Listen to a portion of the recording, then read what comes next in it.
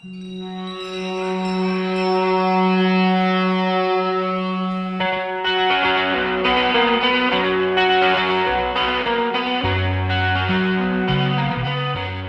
to the Rock's Back Pages podcast. I'm Barney Hoskins, and I'm in a sunny, if chilly, West London with my colleagues Mark Pringle. Hi, Barney. And Jasper Merson Bowie. Hello, Barney. Joining us for this episode to discuss all that's new in the world's largest archive of music journalism is the godfather of soul himself, Mr. James Brown.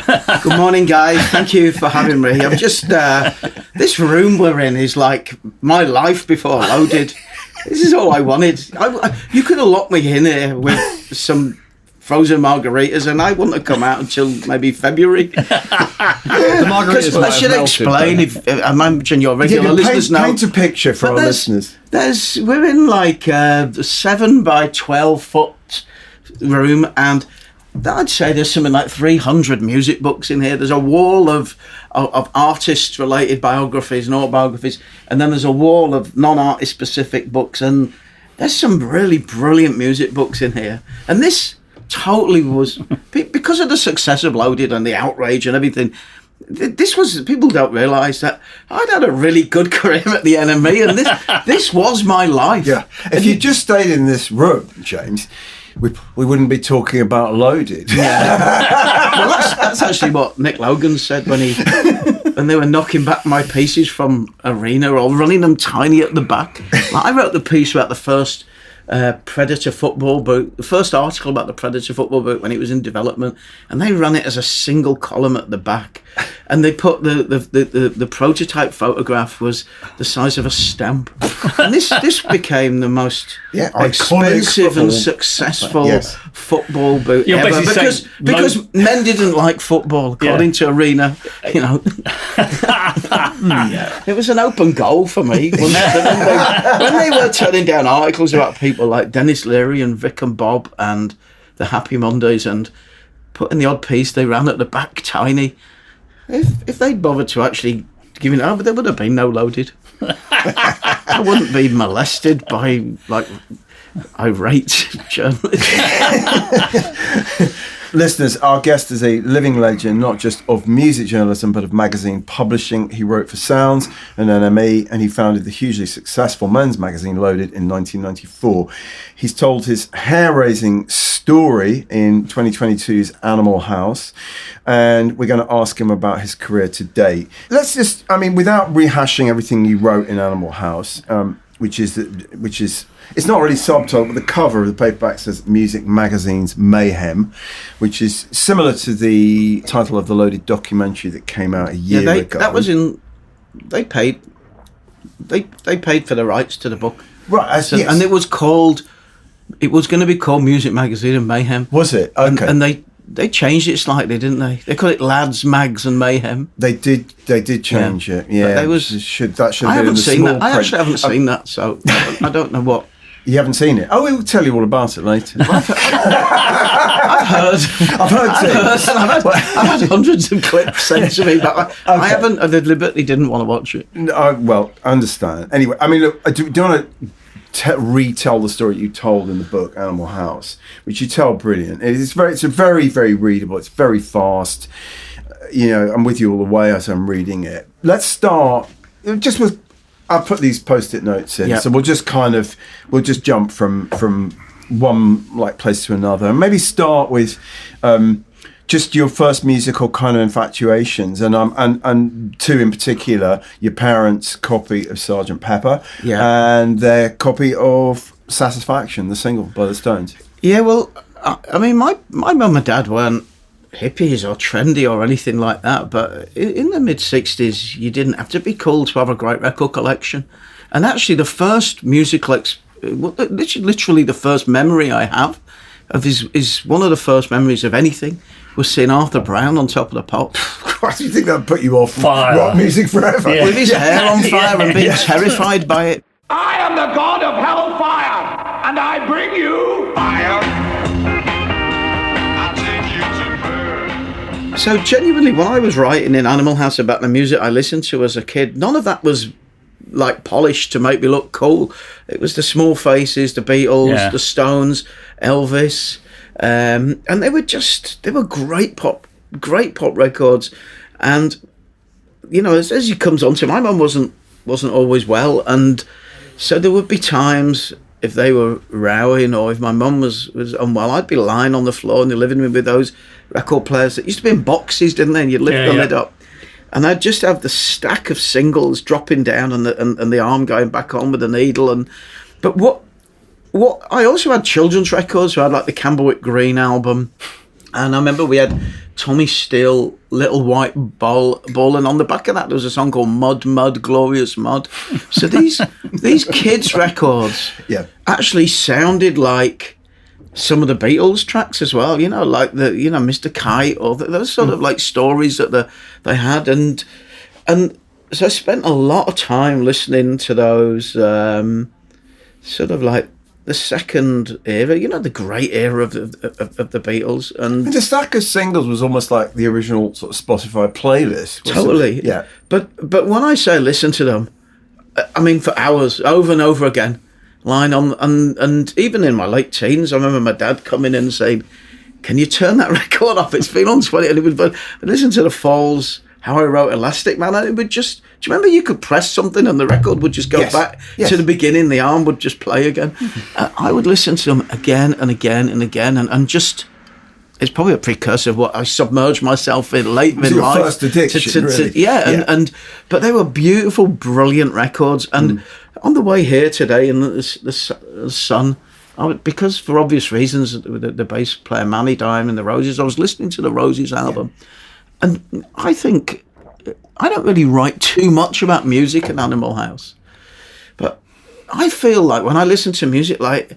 It's like flowers opening up inside. It's like you can feel the sunshine. That's how I interpret music. It changes how I feel inside. Listening to the Stone Roses Waterfall on the way here, I can imagine the sun, not the sun that we get, the sun at the very beginning of up there in the sky, just bursting out of John's guitar. Now, I would never have written like that because it sounds pretentious, but that's how I feel from that very early age. Of being 5, 6, 7 years old and listening to those singles, they just sounded magical, and and that was it.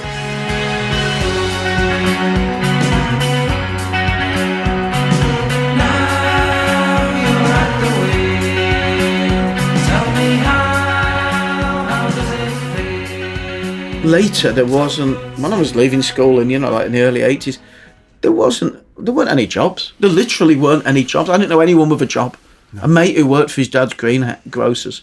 So my love and passion for music seemed to be, it seemed like, I always thought it was like a helicopter with a ladder dangling beneath, and getting on that. That was what the NME was to me, That chance to get somewhere else. How about your first gig, which was Shawadi Waddy with your dad? That was a similarly transcendental experience? But that was like... but then I would have been about 10 or something like that, 9 or 10. And already jaded. Pardon? Already jaded. No, they just... I mean, the era that I really loved, when I really started paying attention to Top of the Pops and things, was glam. But I was like 7 and 8 years old, and people might go, "Oh, kids did." And I've got kids. My eldest was listening to music when he was that age by his own choice, and so just watching Slade and T-Rex, Mark Bolan particularly, and then also on the more poppier side, David Essex. I look like them. Rock on. I had long, beautiful, curly black hair. So did I. And actually, people used to say, "You look like David Essex." Yeah, look at us now. We're a disgrace. Our bodies have betrayed us, Mark. So that period, it wasn't like probably a little bit older than me, the guys that were buying David Bowie albums. It was accessing it through Top of the Pops, and then hearing songs like that were on forever, like Seasons in the Sun on Radio 1. Which serial killer? Always on, making you cry. Which serial killer? Listen to that on repeat. On repeat. Seasons in the Sun was his favourite. An American serial killer. I don't know. Ed Gein? Jeffrey Dahmer? No, I can't remember. I don't think Ed Gein had any electricity. Bundy? Now let's get away from serial killers.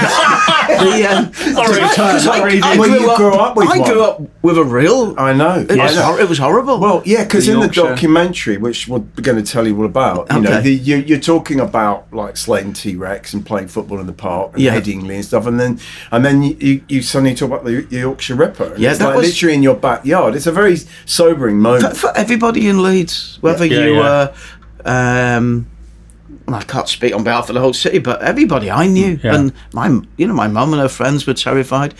So his last victim was a student called Jacqueline Hill, and she lived in the flats. I delivered milk to her, and she was murdered behind. I did the milk round that week, so we saw the detectives in the bit of wasteland behind the Arndale Centre, and prior to that, he'd attacked another woman like 3 before, who was a visiting doctor from Singapore. She was staying at my girlfriend's parents' B&B. Yeah. So Very the cops, close to home. but they didn't think that was the Ripper because she was like an academic, not a kind of sex worker. Right. So, but the police were in our houses. They were in Elizabeth's house talking to her dad and her brother. They were in my house. They interviewed my dad 3 times. They interviewed lots and lots and lots of men who had black curly hair and beards in the area, and of course over on where it kind of started in the more red light orientated district in Hare Hills, I played table tennis in this place called the Prince Philip Centre, and one of his first victims was murdered on the and left on the playing field at the Prince Philip Centre. So this was going on when I was like 11, 12, 13, 14, and again, I had like a really idyllic childhood, I think, playing football, you know, like living off bread and crisps and chips and hanging out with my mates. And then by the time I was about 14, there was a guy killing people in the... And the thing was, the reason everybody was scared was you didn't know who or what it was. That was what was terrifying. You didn't know what this thing was. And then add to that conservative policy, the decision to just let's not give anyone up north any incentive to work, or let's destroy the industry, or let's end the industry. So the deindustrialisation of the north. It suddenly became, and like the fear of nuclear war was quite prevalent for young people in the early 80s, and so suddenly that whole thing changed, and so that was a sort of the fuel, really. I used to think I was the child of Thatcher and Scargill. Bad luck on both counts. But like, you know, this sort of this warring political kind of environment. So that was, again, that's where music took me away from, you know. 1980, you're at Lawnswood High School, and you say it was no place for an increasingly politicised, disruptive, bored, cocky, smart-arse with enough intelligence to get by, but not enough manners or commitment to shut up and do the work. Do you stand by that? I know you wrote that probably totally. 5 years ago. Yeah, so that's who you were. The one thing, I think, even my bosses have said this, I know my faults. And there's more than faults than there are books in this room. So I think, but you know what? They weren't faults. I was just different. And there are kids like that in every class, in every school, who should find another outlet. And if you do, you're lucky. That's where the NME and the music papers came in. Yes. And you did find your outlet. Totally. I think there was more than one fanzine, but the one that people who know about you know is the wonderful Attack On Bzag. Yes, if I'm pronouncing it correctly. With obviously an exclamation mark. And so, you know, this was you like rehearsing for your future kind of role as media tycoon by publishing 500 copies of your fanzine. I was trying to work out what to do, you know, and I was like, some of my mates had bands. I mean, in my late teens, I was in a band. Yes, the butter cookies. Yeah, but we were just a joke, you know. We were just like we formed. The name's very serious. We formed to play at a peace festival, and we did what I'd read the Sex Pistols had done. we just put posters up so we were playing, and we just showed up on the day and told them. I told these hippies, I was this cocky, mouthy little kid. Like, by then I had a suede head, and I was just like, we're playing at 3:00. Yes. And they were like, because I believed all of that stuff that I read about the Sex Pistols and Malcolm McLaren. And I just told these hippies we were playing, and it was we'd only had 2 rehearsals, but I got offered a Radio 1 session by Andy Kershaw, and I got offered to support round here in Hammersmith, Sonic Youth, by the promoter there. But I just turned, that was at the Royal Park, I turned to Andy and I said, this guy's in a proper band. Because we were quite popular, but then we started attracting the Leeds United hooligans, the service crew started following us, so we were probably a bit like half man, half biscuit, something like that. And so I introduced Andy to David Gedge, who was in the Wedding Present, and I said, this guy's in a good band. He's in a real proper band. So it was, but I knew that I could write, and I liked writing, and I thought I was right. And I don't know if you had that driving you to go to the NME, but I was always telling people about bands. I was going, you should come and see this band, they're great. And a fanzine, when I discovered fanzines on political demonstrations and in record shops, I thought I could do this. I could easily. It seemed accessible. It seemed like something you could do because me and my mates were already printing like leaflets for the youth CND, and like we did the fly posting for the last ever specials gig, which was that was the sort of environment I was in, like teenage. Like CND, Rock Against Racism, Anti-Nazi League, things like that. But entrepreneurship as well. Yeah, but I wasn't making any money out of it. No. It was just, they made the Attack On Bzag made enough money to pay for the next one each time and print more each time. How many issues did you do? Like 11 I did 10. 10. And it went from 200 to 4,000. Wow. It's pretty good. And you got coverage. Well, that was deliberate because Mr. Smith was the deputy head of Lawnswood, and when we moved into the sixth form, my friends and I, he shocked us all. We were in humanities or whatever. You remember there was always there was a class where you just discussed politics and society. I used to watch all of those programs like World in Action and Panorama. Yeah. And I was pretty well read. I'd read up about things like the Spanish Civil War, Northern Ireland, and I thought I was well read. I thought I knew about it, and so I kind of did well in that. And the guy said to me, he said, we're going to do this, we're going to form a parliament, and I'm going to appoint, and you're going to vote for all of the different ministers. He said, the first person I'm appointing is James Brown. And there was uproar. Why is he in there? It was literally uproar. Because although I amused my classmates, I probably irritated a lot of them as well, or was mouthy and cocky and obnoxious. And he said, because I'd rather have him pissing out of the tent than pissing in. One of those. And first of all, it was a shock, even though we were 17, to hear a teacher swearing. But then secondly, just a light went on in my head. And I thought, that's what I'm going to do to the music press. I'm going to start pissing into their tent. And I started I wrote loads of letters. There were serial letter writers to the music press. I was bored. I would sit and write letters. One of them, wasn't it? I would just write letters, slagging them off. But I hadn't heard things like much of people like Television or the Stooges or the bands that, because it was just, if you didn't have the older kids I knew had given me Bowie records and T-Rex records. Right. They weren't giving me things like the Stooges. So I would write in going, why are you always going on about old dinosaurs and people who are out of touch like Television and Iggy Pop? No one gives a fuck. And it was like, and I'd sign them at the end. They always printed them. You probably might have printed them. And it was like, it was saving the editor, the letters editor some time. Just, great, that works, stick that in. And then I started sending charts in, and Paul Denoyer, who you must have worked with, he printed my life in the day of there was a thing called Portrait of the Artist, which is basically just a basic Q&A of what people like. So I sent that in just a lot of the times I didn't think they would print it, but they did. Right, and you were the artist, the portrait of Fanzine editor. I'm a fanzine editor, Jacob.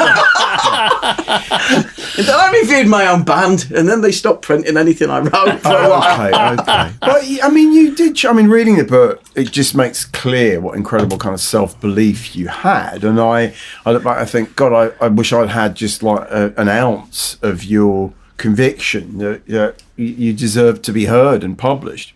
But there was nothing else. Right. It was dead simple. My dad had loads of books, you know, and until he gave me, I think, The Great Shark Hunt. Right. And then the electric Kool-Aid acid test.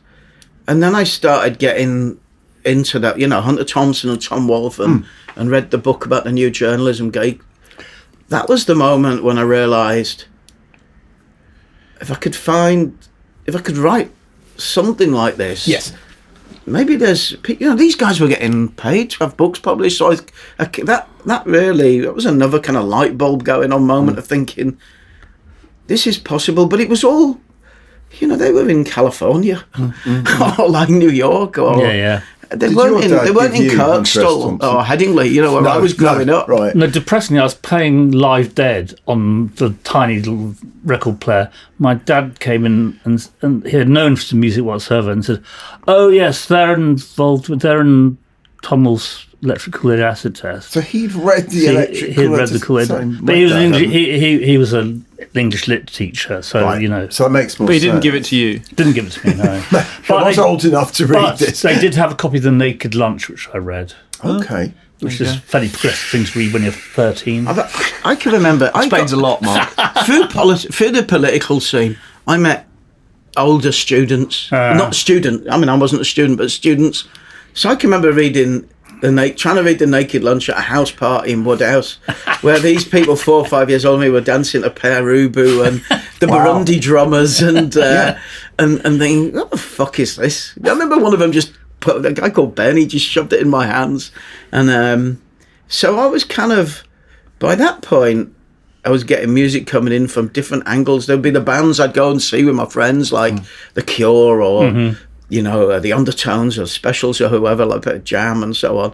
But then, as I got more and more involved in politics, there were, you know, 4 of us walked on a march from Bradford to Manchester, and one of them had a ghetto blaster, and we just listened to the first Clash album for like 4 days. God!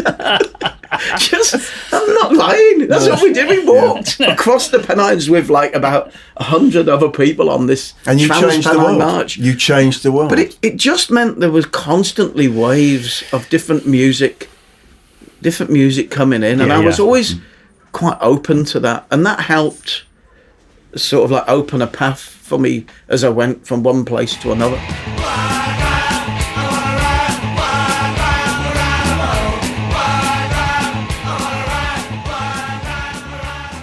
So how did you come to write for Sounds? How did you move to London? Tell us. Well, I went from Leeds. I got a girlfriend in Manchester, and Manchester had The Fall and the Smiths and New Order and Factory Records, and there was also a next level down of really good bands like the Bodines and Big Flame and the Inca Babies. So it was fertile ground for a wannabe live reviewer, and I'd written to the NME just asking for a job, and not heard anything back. And then one day, my mate Ron Rom, he's a film director now. He was a fanzine editor. He called me and he said, I've started working for Sounds. He was whispering, I've started working for Sounds, and the editor is Tony Stewart, and he's come over from the NME. He's got some letter you wrote 6 months ago. So Tony had kept, maybe it wasn't 6 months, Tony had kept the letter because he knew he was going to Sounds. And so I wasn't. And he called me, and I went down to Mornington Crescent and met Tony and his deputy Billy Mann, and he said, we want you to write features. I'd never written anything more than 500 words. I didn't know how to write a feature, so Ian Cranner, who was a sub-editor, he very kindly taught me how to write a singles page, because he was there. We go, James, this sentence doesn't make sense, but those 4 words are brilliant. Yeah. That little line is great. What are you trying to say there? And so he's literally like teachers. Ian kind of sat with me and kind of guided me through how my singles, which could make sense.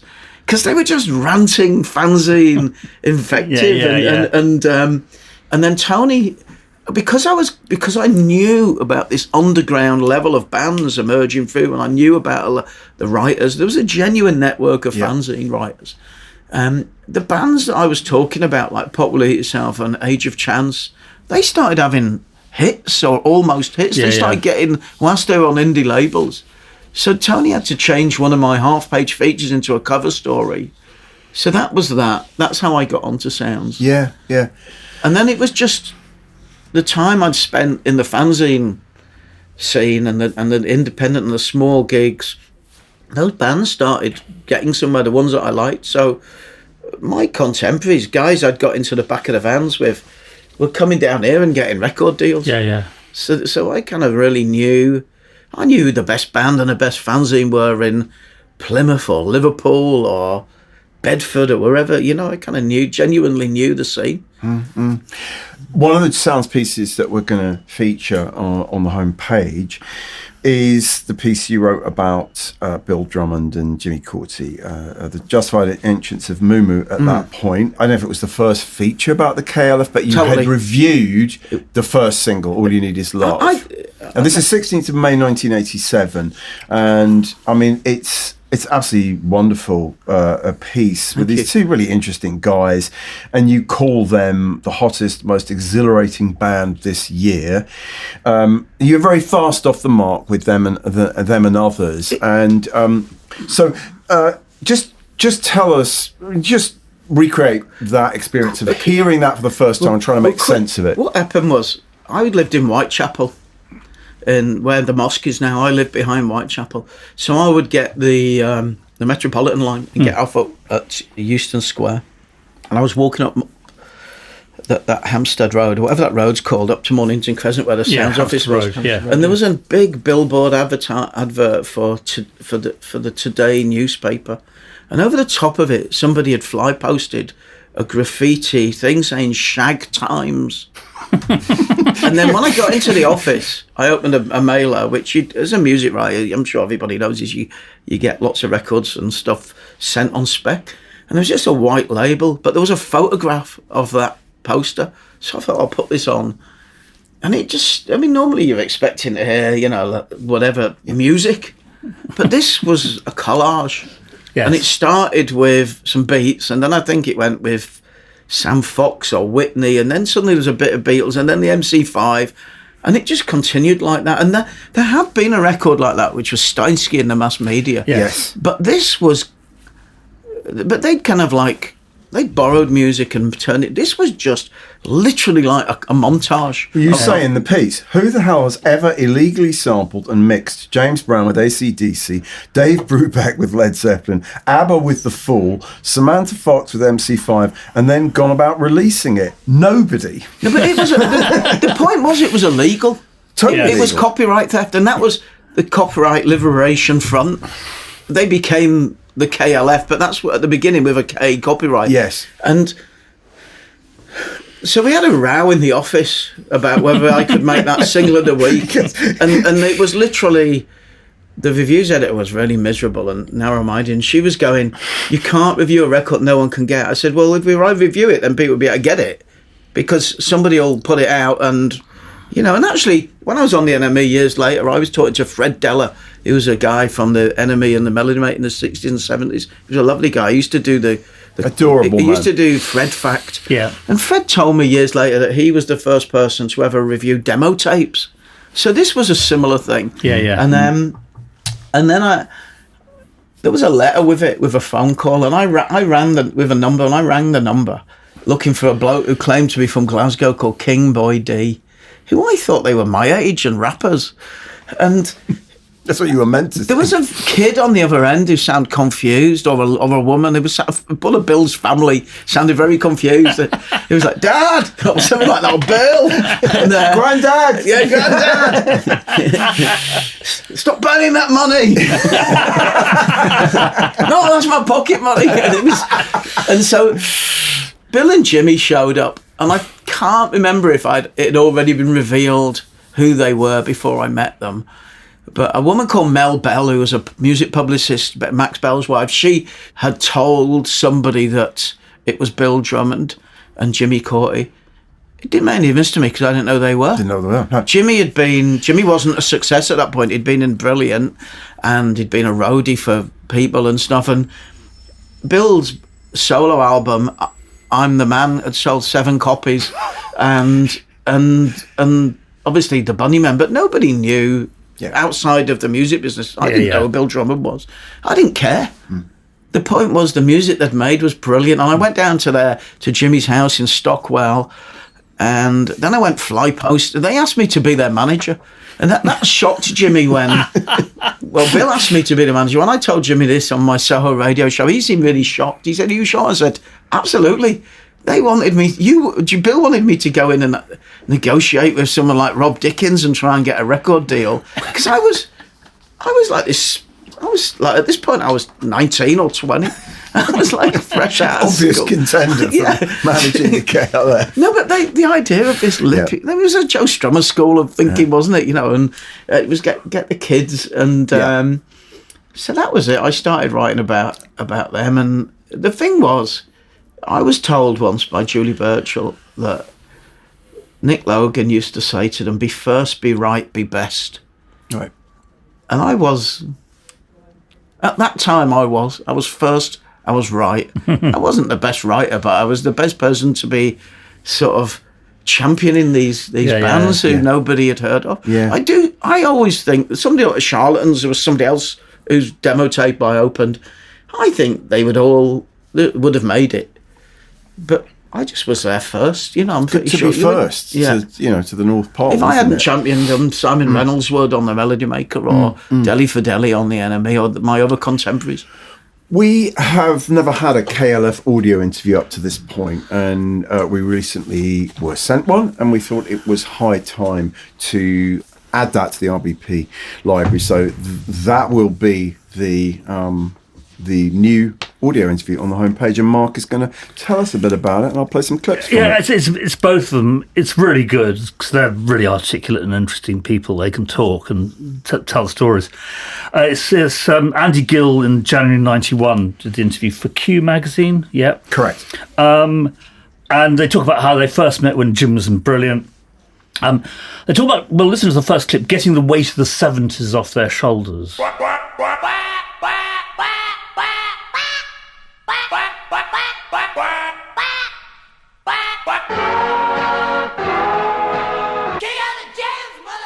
From our perspective, we were making fresh, new music that we needed to make. And in ourselves, we were reacting against a lot of the stuff that we'd grown up with as well. It was like getting a lot of stuff off your weight off your shoulders from the past. Mm. So why didn't you use guitars and drums? Well, that was the way. Well, that was the way to... we've grown up playing guitars and listening to bands with drum kits and stuff. And for some reason, that all of a sudden, I seemed completely... Not all of a sudden, they just bored with it. Yeah. By the time we hated it. Never kicked us out. 20,000 years of shout, with a beatbox rhythm and a shipyard rhyme, with a hundred MCs on the river Clyde. I like the idea that you can free yourself. I don't think he's being honest there. I think Bill's been disingenuous there. I can tell you what influenced them. As was influenced every band that year, and as was appearing as a cross between X and Y on every press release, it was the Beastie Boys. The Beastie Boys mixing Led Zeppelin and rap. Yes. Totally, and people forget it now because they had a distinguished and excitable, very exciting career afterwards. But that record, when it landed... Oh, it's huge. Yeah. Even though Walk This Way had gone on with Hammersmith, there was something about the punky bratishness that mixed. It was like, well, they'd been a punk band, but they brought sort of punk to rap. Absolutely. In their delivery. But then you're going to laugh at this, but as I told you, I was on the punk rolls. I'd never heard Led Zeppelin, even though a lot of my friends at school liked people like that. And I think they told me it was the Beasties, as every band I interviewed that year said, we want to be like the Beastie Boys. Yeah, I just think Bill at that point wants to make a strong ideological, point, right? And but they were pretending to be rappers. That's what. Of course, they were pretending to be all kinds of things. The last page of the first letter they wrote to me is in my new magazine that comes out next week. Oh, is it? Which is called Zine Age Kicks. And it's a dub plate. It's a dub plate of Animal House. Oh, fantastic. It's a pictorial equivalent of Animal House. At James Brown, if you want one. but it's that letter's there. You got to remember, they were saying we're rappers. They weren't saying we're sonic terrorists. Well, they had their names, didn't they? Whatever the names were, King. Rockman Rock, and King Boy D. King Boy D. King Boy D was like Schoolie D. Yes, exactly. I mean, they talk extensively about these samples, precisely what you were talking about, this pile up of samples, ABBA threatening them with legal action. This didn't stop. They continued to use samples and continued to get threatened with legal action. I don't even know if that was true. Well, what I came to realise was everything they said was just made up. Well, to this day, Wikipedia says in 1 year they were the biggest selling artists in the world. I said I put that to Jimmy, and he just smirked. So tell us a bit more about we got to take the entire interview with a massive pinch of salt, is what you're saying. So we'll listen to the next clip. I mean, the time was Doctor and the TARDIS. This is when they were starting to move away from hip hop, and actually acid house was music was happening, and so they start moving to it in that direction. Let's have a listen to this. Doctor Who, hey, the TARDIS, Doctor Who, hey, Doctor Who. I mean, I remember us going down to the studio, and Jimmy had the Doctor Who theme tune here at the weekend, and working on some rhythm things to go with it.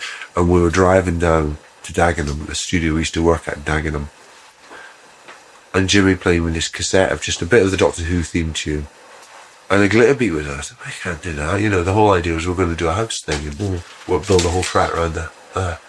We spent 2 days struggling, trying to somehow make a groovy record with this glitter beat, and obviously it didn't work. And once somehow, it wasn't even really a glitter beat to begin with, it was just set in the same tempo, triplet thing. And but as soon as we kind of went with it, we just, everything else started falling into place, and we really kind of went for we were rolling around the floor laughing while we were making the record.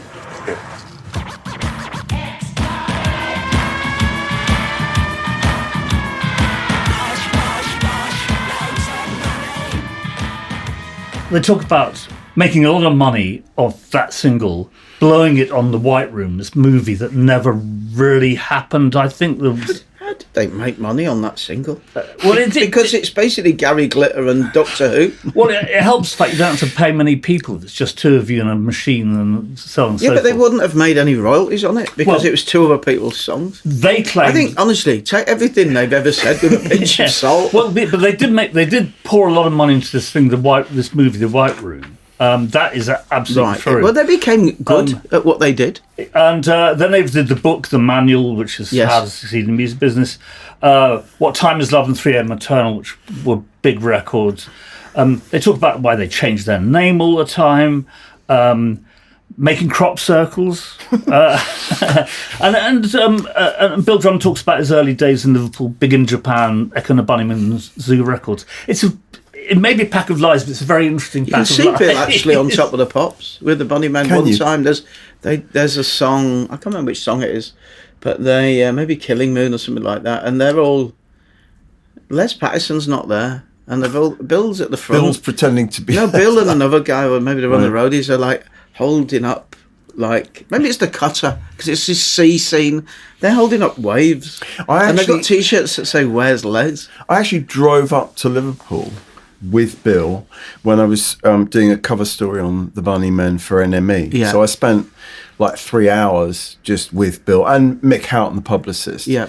So I was like, I mean, he dressed very straight, and he was like just like a manager at that point. He wasn't sort of particularly kind of eccentric or he didn't even talk that much. So it was quite a shock to me when when it all happened with him and Jimmy. I was wondering how you guys look back on the music, actually, because, you know, I get that at the time it was like new and you'd never heard anything like it, but would you still go back and listen to them now? Well, I think if you sometimes hear, you know, What Time Is Love, or, you know, when they started making like what was roughly called rave music, you know, when they started making house influence music, they were really good at it, and they stand up. I think they do. I really do. And if you listen to I listened to the Jams record when they made the documentary, and it just sounds so abrupt, and that was what I remember at the time. It's the fact that it isn't smooth is what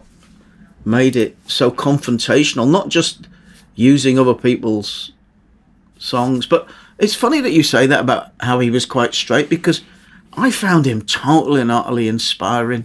Yeah. He certainly became very inspiring. He was like he had visionary. this kind of moment where he just decided to upend his life. He went to the mountaintop. And He did go to the mountaintop. Well, he sort of implies it in bits of this interviews, but things like running zoo records became a massive chore.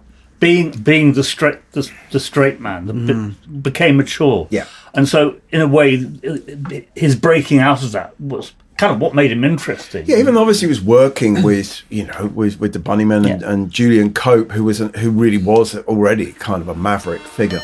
KLF is gonna rock ya.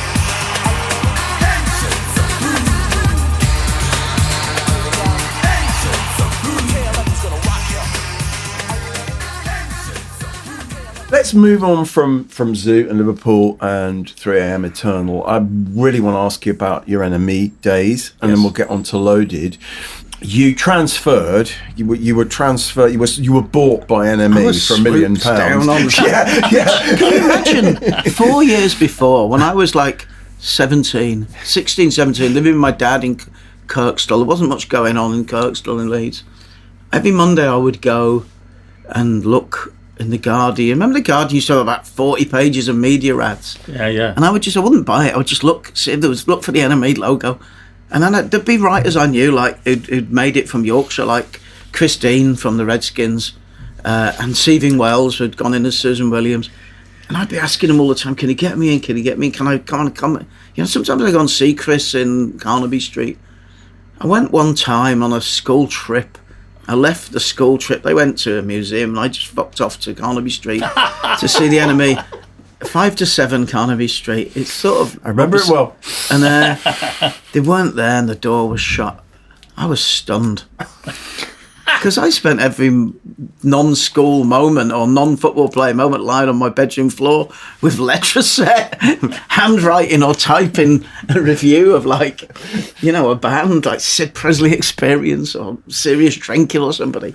I thought, those fucking part-time bastards. I thought, I can't say because you work through. They don't mean it. No.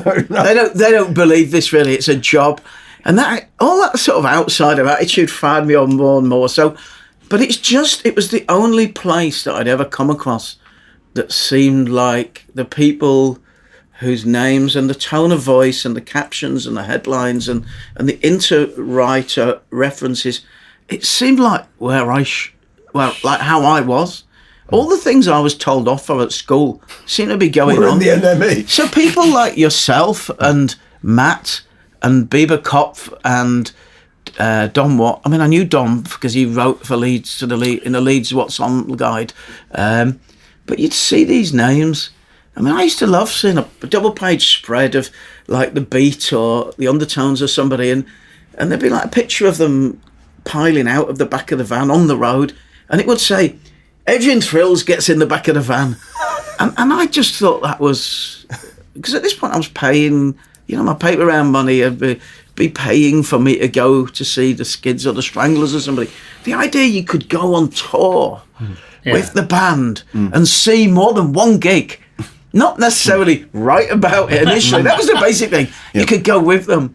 That was just... And then to actually sit down and write about it, that seemed to be the only possible connection with those books that I'd read, like about the 60s, about the Ken Kesey and all of that sort of stuff. So I was right.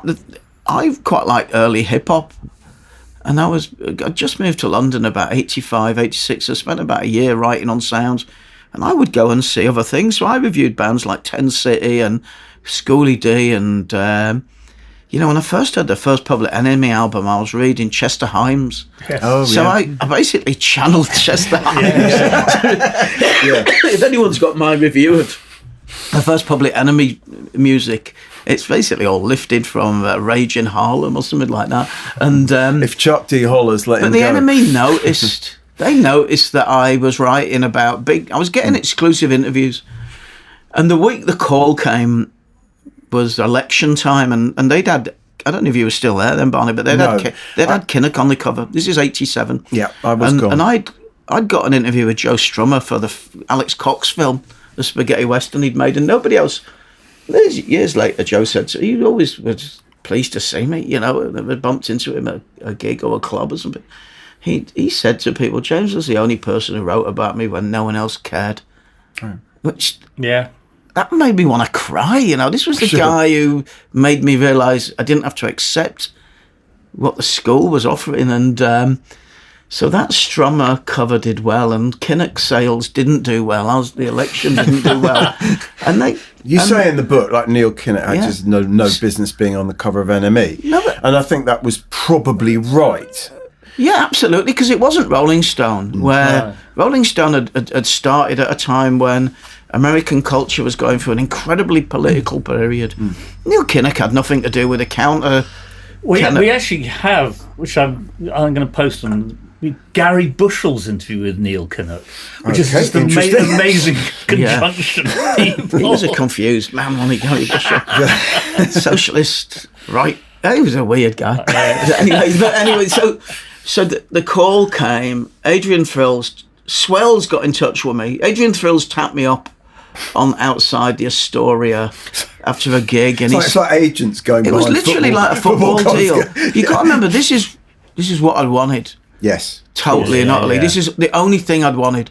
The only other thing I ever wanted was to play for Leeds, and I didn't eat anything. I had an eating disorder, so I was I was a good player, but I was skinny, and I wasn't of the level by some distance. So this was the only other thing I could conceive doing. So Thrillsy says, listen, there's a job. Maybe you should come and talk to the guy. And I didn't respond. And then Swells rang me and said, they really want you to come and get this job. So I went into New Oxford Street, and Ian Pye was the editor. And at this point, your era, the NME was good as a reader. The covers were good.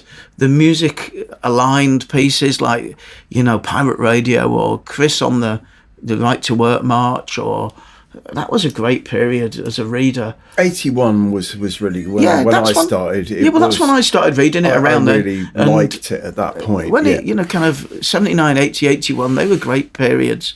But by 87, the NME was in a mess. It didn't have a clear direction. It would break really good stories. So, Paolo Hewitt would discover Terence Trent D'Arby, or, somebody would go off to America and do Run DMC, and it was really strong on that. But it didn't have a clue about what I was writing about.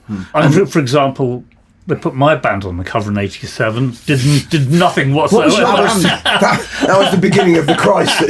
What was your band? It's called Hot House. We had Heather Small, who went on to Better People as our singer. What were you called? Hot House. 2 words, Hot House. Well, there you go. They're a deep soul group. Right, okay, from but exactly. But the point West is, if you London. were, And there's Paolo. No, you call him socialism? Socialism. if there you was were that like a 20-year-old kid, like I was, I'd say kid, I don't, if you were a 20-year-old or 19, 18, 17, whatever, and you lived in Birmingham or you lived in Manchester or Leeds or Newcastle or Glasgow, there was no connection with what the NME was writing about. There was a lot of what was going on in South Carolina or in the Bronx, and there wasn't a lot of what was going on in Brixton or Hume or Headingley, or there wasn't. It had become disengaged. So I was writing about a lot like the Labour Party now. Yeah, but it was like, but think about the band that didn't get that cover, how that might have changed their career. And I'm left wing. I'm not anti Neil Kinnock per se. It was just from a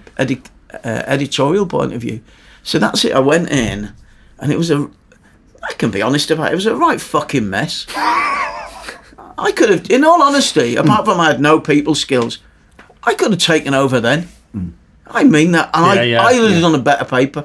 I mean, Ian Pye was a really nice guy. Lovely guy, but gave he me my couldn't- job. He couldn't hurdle those different factions. No, Stuart was in charge. Stuart Cosgrove. He was the guy who Stuart was the alpha male in the room. And I stood up to Stuart, but I admired him. to, yeah. I admired him because Yeah. his vision and energy and his belief in the things that he was into was very similar to my own. And, Yes. and I, you know, we talked about this, but he would they would get upset because I started writing things like, "You should leave the NME age 25.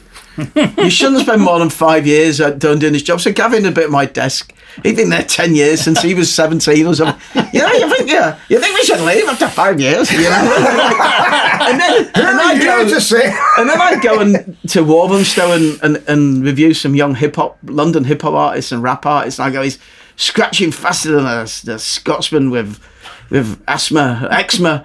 So then Cosgrove would be at my desk going, "Oh, you're having a dig at me," you know.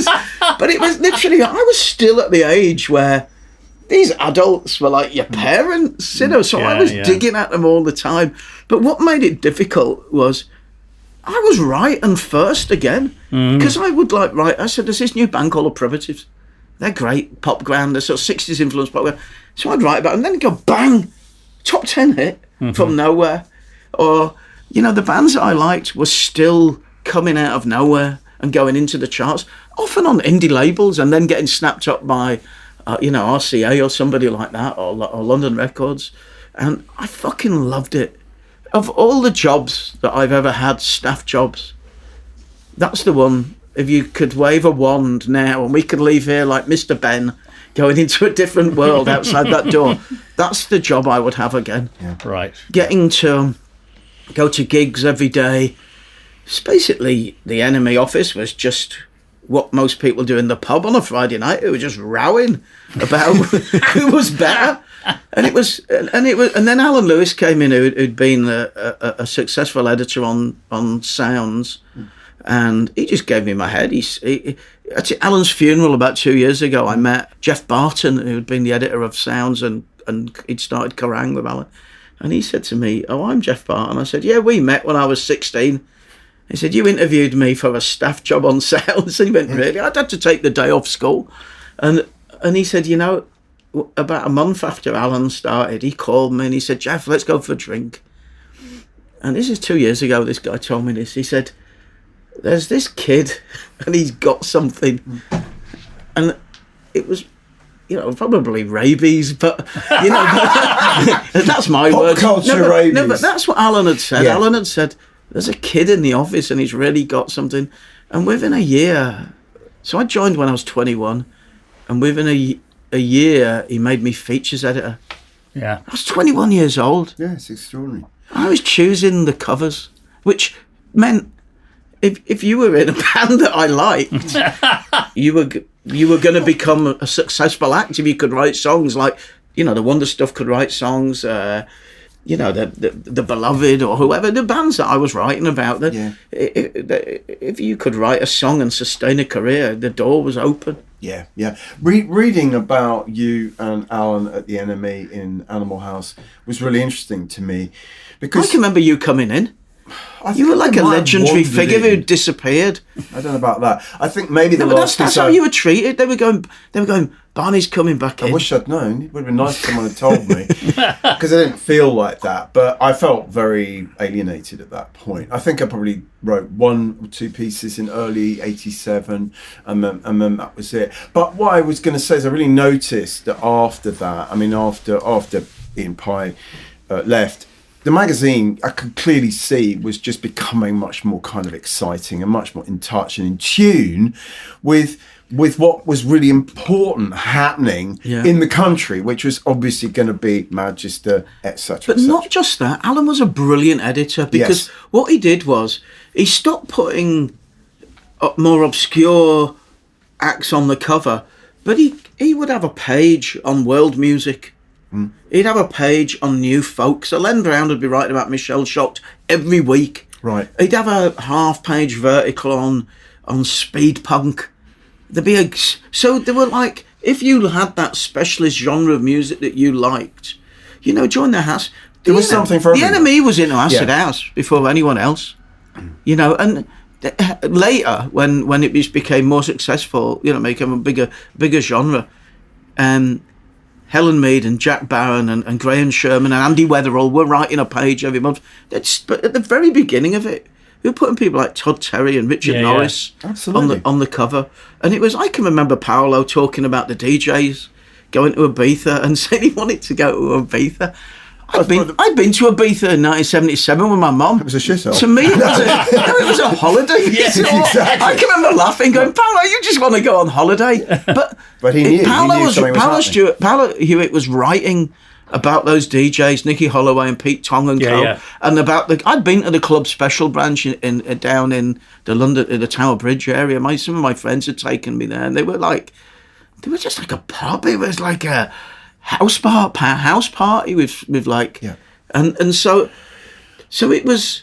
Alan incorporated things, and he also, I mean, the most insane thing he did was put To Pow on the cover, and everyone was like, even I was going, fucking hell, Alan, not To Pow, you know. Let's put the House of Love on the cover, or, you know. And he was going, look, they're in the charts, somebody's buying it, and that was his thing. So he put like Iron Maiden, Def Leppard, To Pow.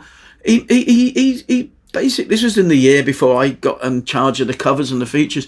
He would put very, very mainstream acts in, but he also would say, you know, let's have the House of Love. What he also did was he did this at Sounds with the Rolling Stones and the Damned. We had a Paul McCartney interview lined up by Roy Carr, and McCartney thought he was going on the cover, and Alan pulled it off the cover and put a house group from Sheffield called Crush. That song was called K Crush. It was on Amrit Rye's label, and it was a great house track. But to this day, if you here, the man sitting next to me was in Crush, we wouldn't know. No. Alan was putting records that were firing into the charts, out of the clubs and out of the indie scene, as well as mainstream acts. And very quickly, this composition of all types of different music with a more commercial edge to what was going on the front started building the sales up. It's just interesting to hear you talk about when you were putting bands on the cover or when you were proselytizing about bands and saying that they would then go on to have hits. Was that really important to you at that time, that you were like the messenger of something? Absolutely. And what were you the messenger of, if you had to sum it up? I was at my granny's house in Leeds. I'd only been there about maybe 4 months, and I was resigning because Alan wouldn't put the Happy Mondays on the cover, but he was putting Cold Cut on the cover. Who just had they were about to have their hit. And my granny came in and she said, "You've only just got there." Might be a bit. She could hear me. She was a bit early to resign. So it was just the end point of your question is Nebworth at the front. In the photographer's pitch stood next to Alan McGee, and McGee and I weren't mates or anything. We just basically knew each other. I just turned to him, but he'd been doing fanzines. He had a fanzine. Communication blur. Yeah, he did. Communication blur, and it had little flexi discs on the front, and then he'd had Creation records, which I'd slagged off at the beginning. I thought they were whimsical 60s shite, and well, they were. And I just turned to him. I was watching the biggest band in the world be the best band in the world, with Oasis, not Led Zeppelin, and I said the war is won, and that's the answer to your question. I felt like it was a war, because you've got to realise at this point, I once went to Radio 1 and this guy was walking down the corridor like he owned the place, absolutely full of bravado, arrogance. Cock of the walk. I said, "Who's that?" And he said, "That's the plugger from Stock Aitken and Waterman's label, PWL." And it was like the charts were full of utter fucking dross. And if you really believed in music, which I did, and everybody on the paper absolutely believed in the power and the excitement and were passionate about music, you didn't want to hear Mel and Kim or Rick Astley. I love Mel and Kim. Well, I like the big hit that rises. Everyone liked that. What I liked was that before indie became just a genre defined by blokes playing guitars. Yeah. it was the indie chart, the NME indie chart. Independent chart, yeah. Independent chart. And Stockacre and Morton and stuff, because they're an indie Yeah, label. they were They'd be indie. in there. So you'd get, Pop will release It was itself. very next to- diverse. In about 85, It was great. you would have Nick Cave, Yeah. you'd have New Order, you'd have the Cocteau Twins, you'd have Einstürzen de Neubauten. Maybe that's not that diverse, but it felt like before creation and indie Yes. when sort of fanzine indie. Yeah. But what happened to me was I went to this club in Manchester called the Wild Club, and it was run by Big Flame, and they were really into Airto Moreira and the Gang of Four. Yeah. And the Yeah. pop group, that was that sort of thing. And Dave Haslam was one of the DJs, Right. and the band were the other DJs. And Dave was playing Trouble Funk and bands like that, and Chuck Brown and the Soul Searchers, and I loved that. Bustin' Loose is one of my favourite records. So when of I all time. came to London and was suddenly on the NME after 6 months, I could go to the Town and Country Club and watch Trouble Funk or Mantronics. And so, whereas 3 years before an easy, accessible band to write about might have been an indie band from Leicester or Huddersfield, suddenly I was able to just see these brilliant bands. And that kind of coincided with what was needed at the NME, to be able to say, okay, this is a band from Leeds, this is a band from Manchester, this is a band from Hull, and also say, this record is amazing. I made original concept a single of the week, just because I'd gone to Rough Trade and said, what great new hip-hop records have you got? And then just give me 10. I'd take them away and write about them. And that's what the soul and, people like Jay Strongman, the DJs that were determining what the London club culture were like, they were doing. They were just going in and getting imports. Yeah. And if it was, I always knew that the singles reviews, if you viewed the singles 3 out of 5 times, you'd not have much. A couple of times you'd have a great week. Yes. But so you had to find something. And then again, to answer your question, Jasper, is I felt like I was campaigning for better music. Now, this is the crux of every element of being a music fan is everybody's best music is their own taste. And I worked out that your best music is basically what you hear when you're 14. That's the year when, if you're into music, that stays with you. I watched my wife, her favourite artist, my ex-wife from years ago, her favourite artist was Nick. Haywood? No, the other one. Knox? Wouldn't it be good? It's kind of like a Howard Jones. Kershaw. No, not Nick. Is that his name, Nick Kershaw? She liked people like that and Howard Jones. Oh, and then, Jesus. And then, because she was like 10 years younger than me. But then Dave Beer, who ran Back to Basics in Leeds, he loved The Clash. At dawn one day in about 1995, I watched them in the living room at dawn, arguing the fuck out of who was better.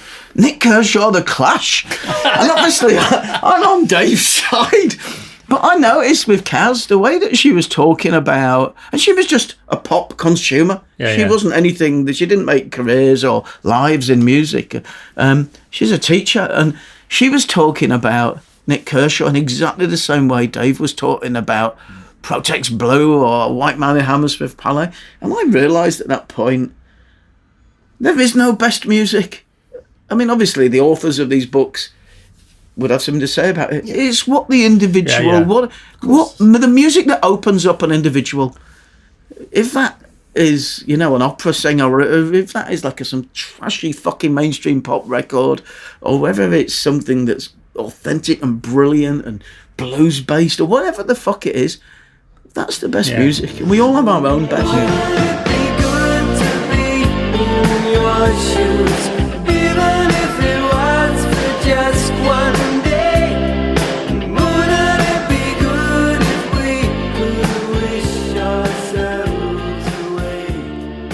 But the Clash is still better than Nick Kershaw.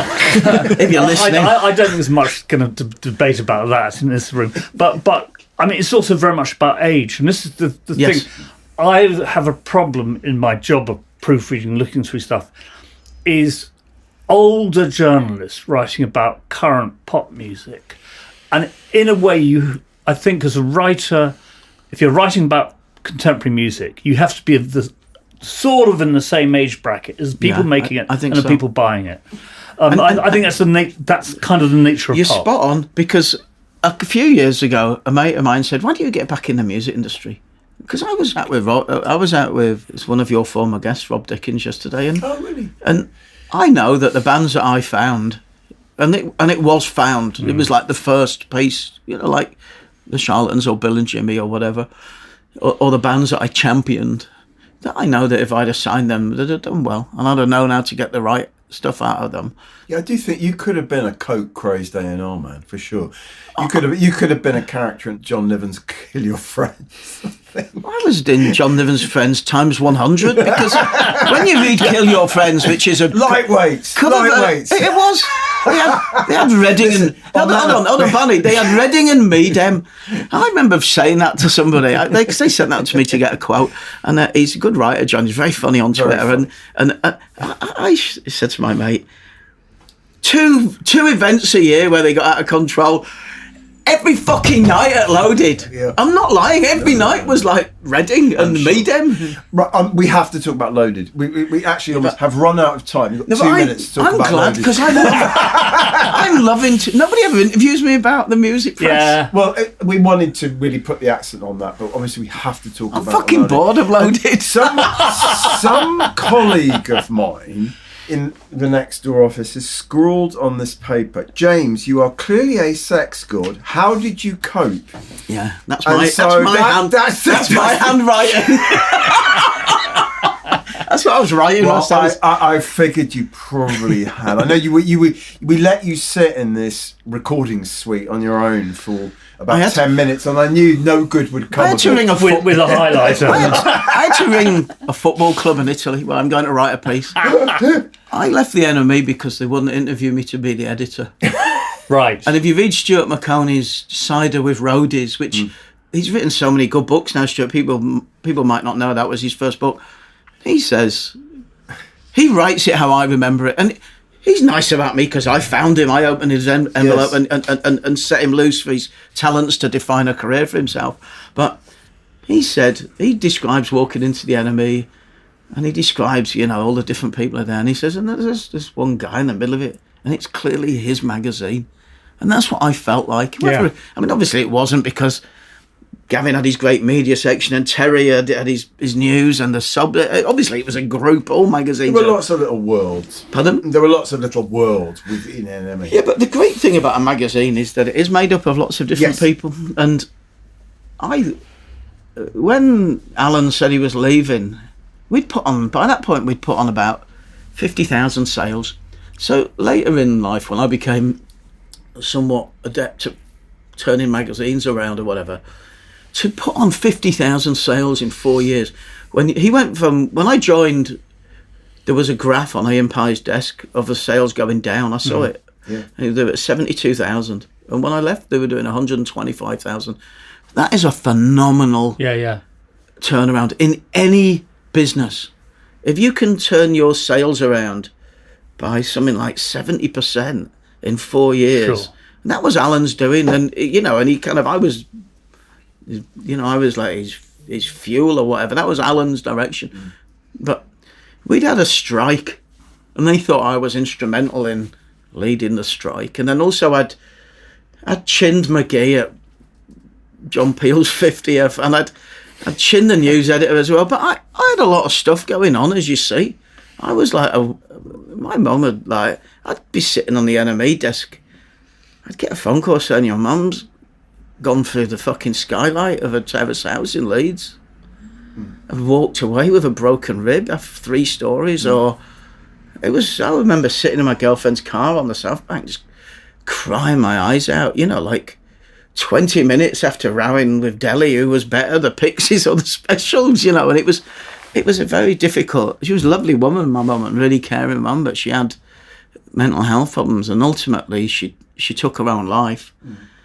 So that was when I asked my friend Miranda Sawyer what she thought of my book, it was really nice. She said, I just feel like we all should have apologised to you because nobody knew. There was it wasn't a given thing to talk about. Is that one of the ironies of Loaded, that it was a new kind of magazine for young men and yet you couldn't talk about what had happened in your family and and losing your mum in that way? So. I don't think so, because the difficult time was when she was alive. Yeah.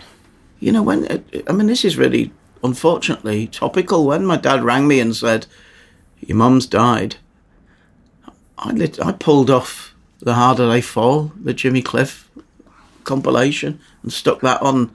Rest in peace, Jimmy Cliff. You know, Pressure Drop. That's brilliant. That would be one of my best favourite records. Yeah. So I put Pressure Drop on, because I remember thinking, okay, she's at peace now. She's not going to be, you know, in a difficult place anymore. And they were after she died, I'm not sure whether it was more painful when she was alive. And I was getting, because they wouldn't tell me. My family wouldn't tell me, because she didn't want to disturb what I was doing. She was very proud of what I was doing. She didn't want it to put me off. And if she was in hospital or whatever. So, I mean, I didn't feel like, years later I realised that I was taking so many drugs and drinking. But I think somebody say, you know, were you covering up the feelings? I was basically, I liked it. It made me feel better and different. And particularly smoking grass and drinking. And before the cocaine appeared, I really liked drinking and smoking a lot of grass. But no, I don't think it was a case of not being able to talk about it by 1994. It was not being able to talk about it between 87 and 92 when she died. That was, they were the really difficult times. Because now if somebody's going through that, there's you just type it into that laptop there and you'll find 100,000 different solutions.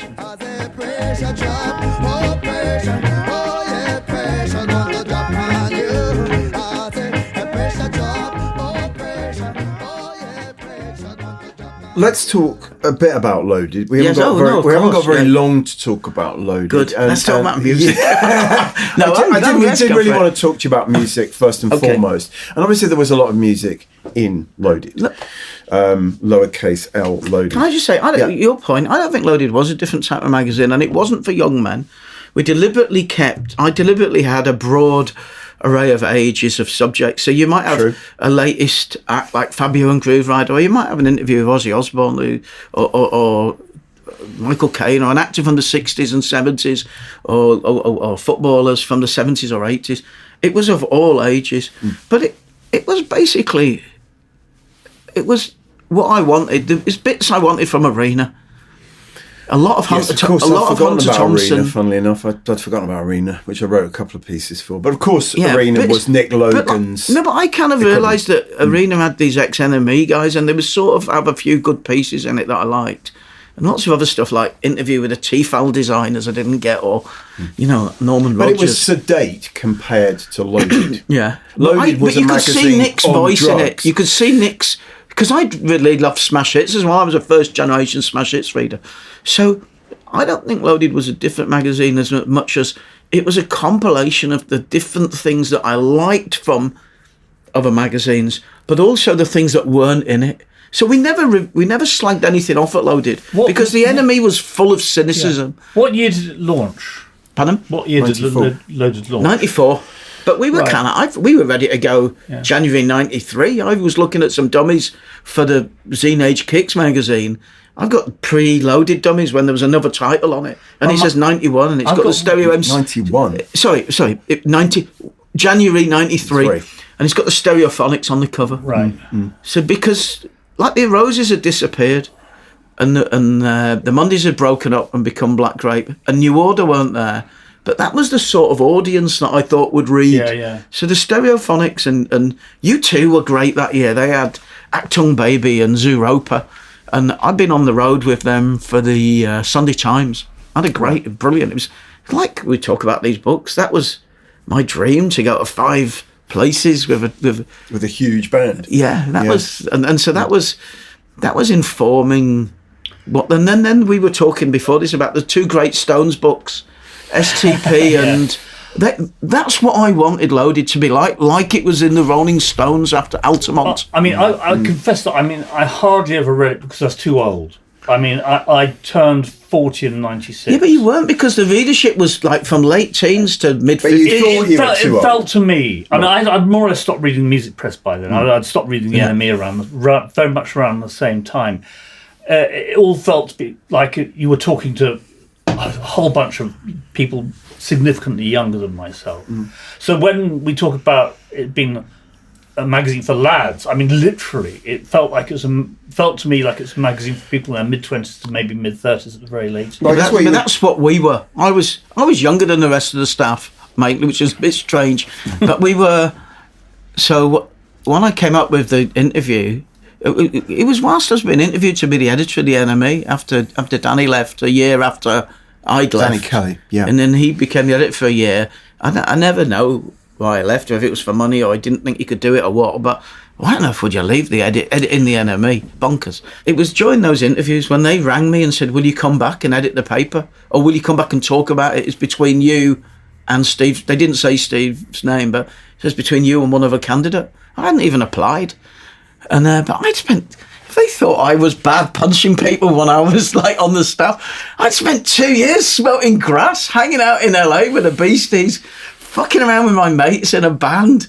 Like, I was, dealing with the after effects of my mum. So it's like, I was out there. I was not the safe pair of hands that they wanted. But Alan had said in those interviews, if you don't do this, would you like to start your own magazine? And when they didn't give me the job, fucking cunts, twice, they fucking dangled it in front and took it away. I went back with a sheet of paper, and on it said things like Arena edited by Hunter Thompson, and a magazine that creates generational tension. And the cover stars, I was into the Manics at the time, that's a very Manics thing, generational tension. And then also that the cover stars and interviewees should be hot and up and coming and dangerous and edgy, or knackered and past it with great stories to tell. And it was just about 3 paragraphs, and they were the 3 key lines in it. You would, if you were launching it now, you'd put Gary Oldman on in Slow Horses with his sock up on the desk.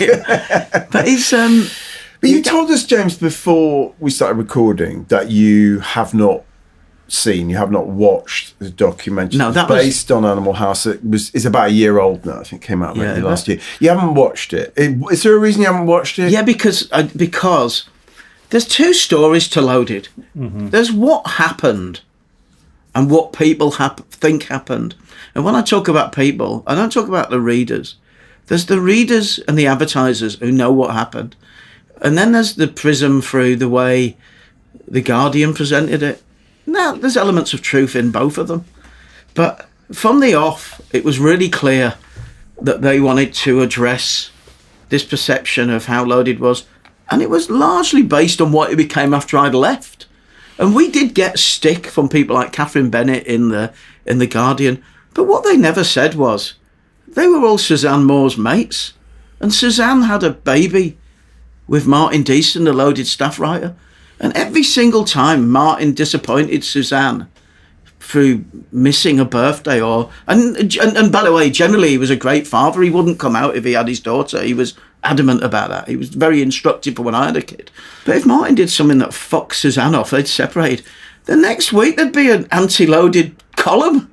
Okay. And it was literally down to the week. It wasn't based on anything different we were doing. It was just, they were pissed off at things. So there was this underlying thing. Every time they slagged us off, the sales went up. It was like Mike Reed smashing Relax by Frankie. So when I did 36 covers of Loaded, and a typical cover would be Suggs or Martin Clunes or Noel Gallagher or Gaza or Gary Oldman or Frank Skinner or Vic and Bob. We had 5 women on the covers in those first 36 issues. And like Uma Thurman's just dressed like you. Well, but a couple of them are as they used to say, scantily clad. Yeah, there's Uma Thurman has got a polo neck on, and Kylie's fronting the swimwear issue, which features people like Stuart Lee and Richard Herring and Renegade Soundwave and David Seaman in swim trunks and Tracy Lords, the porn star, all in like very sizable bathing costume. We were taking the piss out of Sports Illustrated, and I think there's 3 covers where girls, you could say that's in keeping with what FHM and Maxim became, and what and 2 of them were people that the deputy chose, and another one was Kathy Lloyd. Kathy Lloyd normally posed naked. I put clothes on page 3, girls, and got stick for it. So, and the thing is, I can back up what I'm saying now. Yeah. If I got the issues out, and I said to the documentary makers, I enjoyed doing it. Well, there's a moment when I said, let's get all my covers out and shoot them. Yeah. And show them next to all the Maxims and all of the FHMs and all the loadies after. And that will show that I was trying to be better than Rolling Stone, not Playboy. Well, because there was a lot of flesh in Rolling Stone, both male and female. I mean, every ad in that era. Ad's extraordinary. Every ad I didn't know that. It's very sexualised. Don't throw shade on my argument. It's really, I hear what you're saying. It's interesting. I think that, I guess what you're saying is that you weren't particularly any more sexist, or maybe even less sexist than other mags at the time. But what was sexist about it? Well, that women, like the perception of women needing to take their clothes off to get on the cover, and not. But that's what I've just said, Jasper. But that's what I mean. That's what Miranda sort of says in the documentary. Is that's how it was, and do I have to take my clothes off to get into the pages? That's what Mickey Berenyi says. But it's absolutely not true. It's not me saying that. No, but it's absolutely not true. One, Miranda wrote for us for 10 issues, so she didn't seem to mind taking the money. And she does say, she says a lot of women loved loaded. She does say that in the documentary. They did. But it's absolutely not true, because I've just said the figures. I think there's 3 covers. There's a woman from Baywatch. There's a woman from Home and Away. They were 2 people Tim had. And then there's Kathy Lloyd. And there's one with Rachel Garley that was like a spoof of the old 70s pop compilations. And she's got a T-shirt all the way down, like a crop top. So there's 3 covers.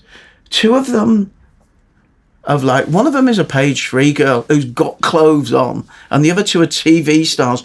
One of them's in Baywatch. Yeah. Where she's running around in a swimming costume. Yeah, so and the other one is Kylie Minogue. It's not gratuitous if it's a star from Baywatch. So actually, if you sit down and examine that statement, women had to take their clothes off to get on the cover. Totally untrue. And on the documentary, I don't know if they showed this, they showed me a picture. They got an issue out. And they said, here's Rachel Garley. You said there's never anyone. And it's a really nice studio shot. And she's got Rachel's like a page 3 girl.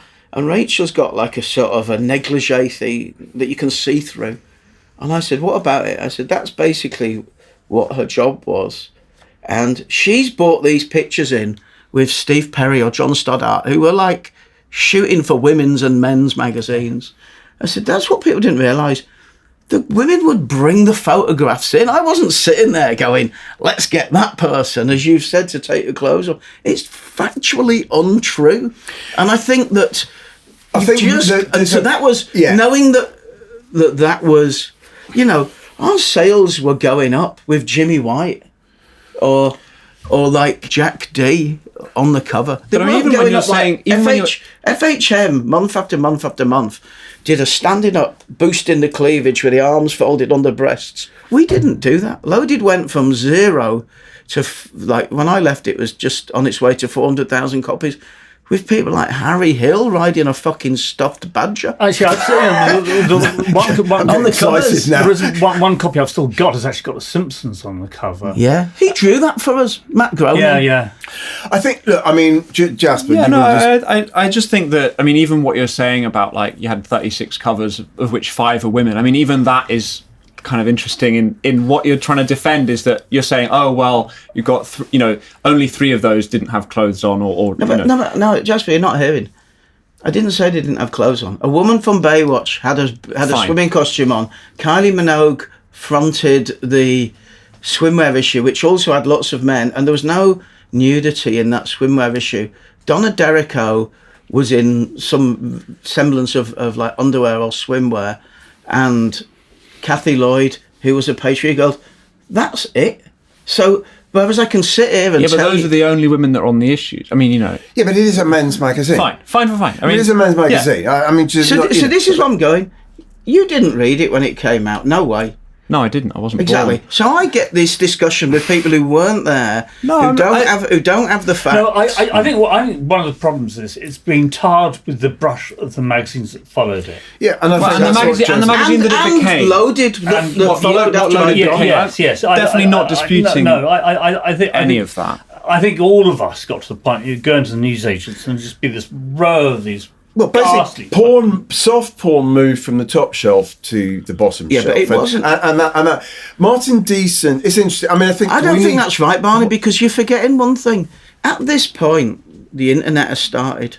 Yeah. And pornography is quite aggressive, unpleasant sort of scenes. And if you want to compare that to me getting Derek Ridges to photograph Kathy Lloyd, who we all admired and thought was great, and then when we got to know Kathy and Joe, they were just like us. They were like ordinary, mainly working class people from comprehensive schools who were doing what they did to get on. Yeah. But where you're struggling is you're not hearing the facts. That actually, what I was saying about that issue that they opened, this could have been anything. I went through every page, which is why they might not have used it. I didn't know what was in that issue. There was an interview with Charlene Spiteri, 5 pages in a suit. There was an interview with Mrs. Merton, Carolina Hearn, in clothes with her husband Peter Hook, doing a spoof on at home. Hello, with and talking about their relationship in clothes. And there was like 2 or 3 other features with women in clothes, and the only shot of tits in the magazine was a postage-sized shot from Madonna's sex book. So in the whole of this 400-page magazine, at the height of Loaded's success, there was one really stylish fashion shot of which could have sat in Marie Claire of Page 3 Girl, and 2 of Madonna's breasts the size of a stamp. And you can sex. Jasper, you can keep reiterating the perception of Loaded, but the fact of Loaded was it was mainly just footballers and comedians and rock stars that sold the covers. And as you said, other less serious matters. Yeah, I don't want to keep going back and forth on this at all. But you're going to. No, I'm not. I'm really interested. Something that came out of the documentary for me, and that I'm not sure which of the talking heads said this, but about how actually Loaded was a magazine about the relationship between men and looking up to men. And that I was interested in that, and also looking up to men, like admiring, looking up to that. What about heroes? Yeah. But this is another example of over-analysis from people that were there. We were basically filling the mag full of our experiences, and indeed, yes, people that we liked. So there was more likely to be an 8-page feature on Dennis Hopper. Dennis Hopper. Robert De Niro or something. Dennis Hopper interviewing Quentin Tarantino. That was brilliant. That was a typical Loaded feature. And I remember once we didn't have a cover, and we were fucked. And we often hadn't bothered to sort out the covers. And the photographer and the picture editor just had a load of photographs of supermodels that had all been shot for women's mags. And I said, fuck it, just buy 15 of those and we'll call it. There was a TV show that Dale Winton presented called Supermarket Sweep, where you basically went round a shop with a shopping trolley and got as much as you wanted. I said, let's call it Supermodel Sweep. But the shot on the cover is, what's Richard Gere's wife? Cindy Crawford. Cindy Crawford in a dress, a short skirt, with a big bag of bread and groceries. And it's that shot cost us 15 grand. These images were created for women's magazines. Yeah. And so... No, I wanted to come on to something from that about the relationship between men, and something that Kristen Smith says in the documentary, which is that in 1994, no one knew how to communicate with young men in particular. And I'd be interested to hear what you think, where we've come to now, and whether you think that we're kind of back into, with people like Andrew Tate and Jordan Peterson and so on, who are mentioned at the end of the documentary, as this kind of toxic masculinity. Because Martin Deason says, would Andrew Tate have happened without Loaded? Yes, because the guy is a psycho. Yeah. He says something like, was Loaded part of what kind of eventually led No. to the sort of Not my time. rampant misogyny that exists now. I Absolutely. mean, Martin, this is Martin. I'm not my time, and that's why I got annoyed with the director, because Loaded was full of women working on it. The managing director, Linda Lancaster Gay, was a woman. The head of advertising, Karen Swan, obviously was a woman. The head of PR was a woman. The office manager, Gaynor Clark, was a woman. The fashion editor, Beth, was a woman. Mary Ann Hobbs, who I don't know if you've had on, was a music writer. She wrote for us. Miranda wrote for us. Fiona Russell Powell wrote for us. There were loads, and Kirsty, who was a great young writer, wrote for us. There were loads of brilliant women around the environment. We were very, very familiar with women, and the women that wrote to us on the letters page were very, very familiar with the blokes, because it was their boyfriends, their colleagues, their dads, their brothers, their husbands. Women would write in and say, please can I have my husband back? He's lying in bed laughing that loud. I can't get to sleep about you idiots sleeping in a cave on a deserted island. So it was... Loaded was more akin to the Likely Lads than these fucking toxic idiots that you've just Likely Lads, referenced. yeah. That's what that's Porridge, and Clement and Lafrene was the tone of voice that we kind of had grown up with and used. We are way over time. I don't want to end the episode abruptly, and I hope certainly that you don't feel like we've given you the third degree on this. I realise this is a problematic issue, and I think you have, to a large extent, been tarred with the sort of brush of what happened as a result of FHM sales. It's like being blamed for the people that move into the house you've sold them. Or the behaviour of your ex-girlfriend's new husband. It's like... Well, I mean, I would just say the point that your successor at Loaded, Derek, makes is that, IPC came to him and issued this edict: no more men on the cover of Loaded. Is that what they said? Yes. But you know what? You cannot put any more men on the cover of Loaded, and you need to start taking the clothes off the women. I never knew that because I've never really... That was clearly... it was a race to the bottom, as I think Michael Holden says, literally a race to Gail Porter's bottom. Okay, it's interesting hearing this, because, like I say, I've never seen or heard my ex-colleagues talk about it. It's very well made. It's worth seeing. I recommend it. I don't want to watch it. No. For a start, they didn't let me wear what I wanted to wear. Which you want to wear a bikini? Which was topless. I just wanted to wear my Universal Works shirt and suit, and they said it's too formal. But I think that's interesting that said, because whilst I was there, we were still going up 60,000 per issue. But then after, FHM were probably putting on 80,000 per issue. Yes. So that's what IPC were looking at. It is. And Derek wasn't really experienced enough to be the editor. He was a bright sub. He didn't have the influence or respect of the rest of the staff.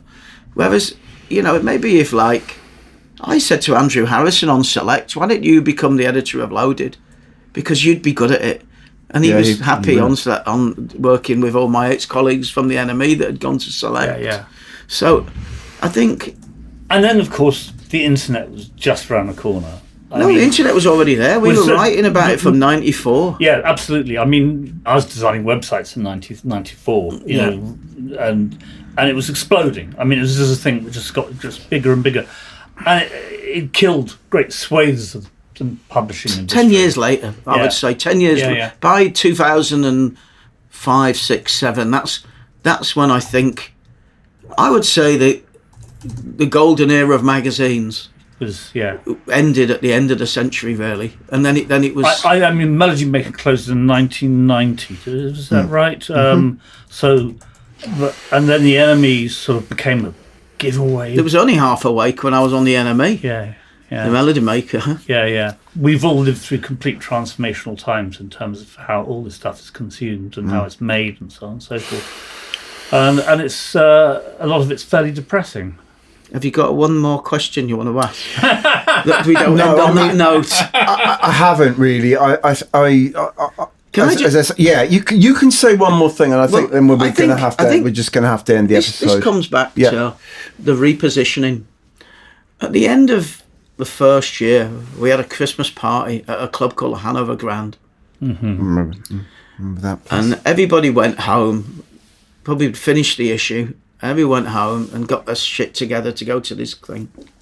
And for the whole week previous, I had people like Les Ferdinand, the England centre forward, Paul Weller, Damon Albarn, any amount of Slebs. extremely famous people of the day, ringing me personally, and ringing the office, or if they had my number, ringing me, saying, can we come to your party? And then on the day of the party, I went back into the office I'd been up late the night before, and I went in about 4 o'clock, and Michael Holden, who you just mentioned, the junior staff writer, was the only one in there. And I said, what's happened? People stopped ringing, what's going on? And he walked around the office. And do you remember, like, office handsets had a little volume control on the side? And he pushed up something like the 14 phones we had. And every single phone... I'm not exaggerating. Every single phone, he did it to make a point. He turned the volume down on every phone in the office, in the fashion department, the subs room, the internet nerds area, the art department. Every phone was ringing because everybody wanted to be close and to be at that loaded party. And it genuinely changed. You know, I got every publishing award I could have got for 3 years. The sales introduced a generation of people to read magazines that weren't there.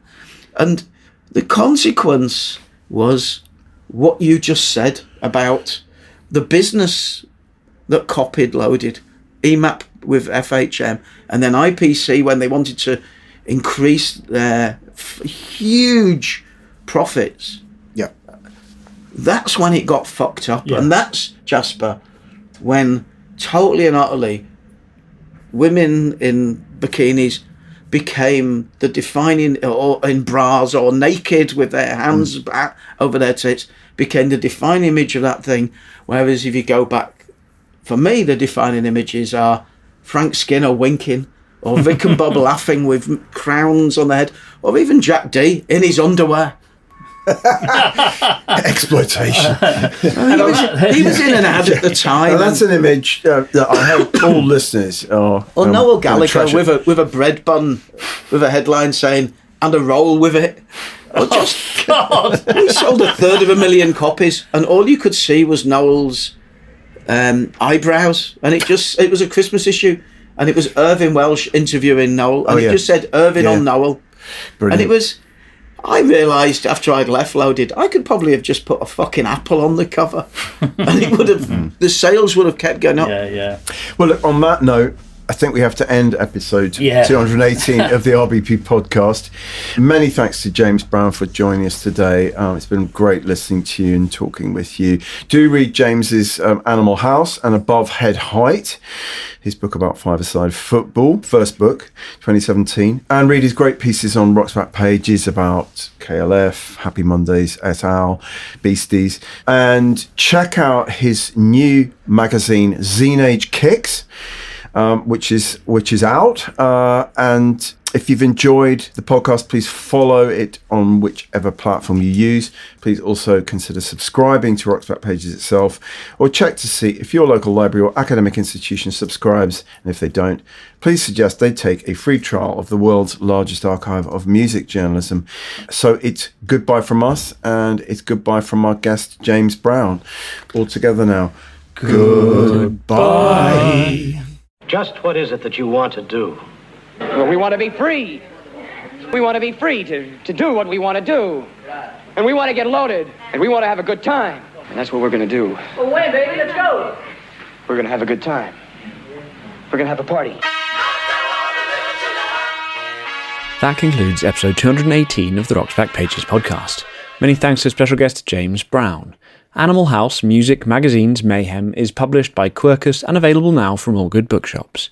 Zine Age Kicks is available through James's Instagram at JamesBrown. The hosts were Barney Hoskins and Mark Pringle, and it was co-hosted and produced by Jasper Murison Bowie. The Rock's Back Pages podcast is part of the Pantheon Podcast Network. You can find thousands of articles, as well as hundreds of full-length audio interviews at rocksbackpages.com.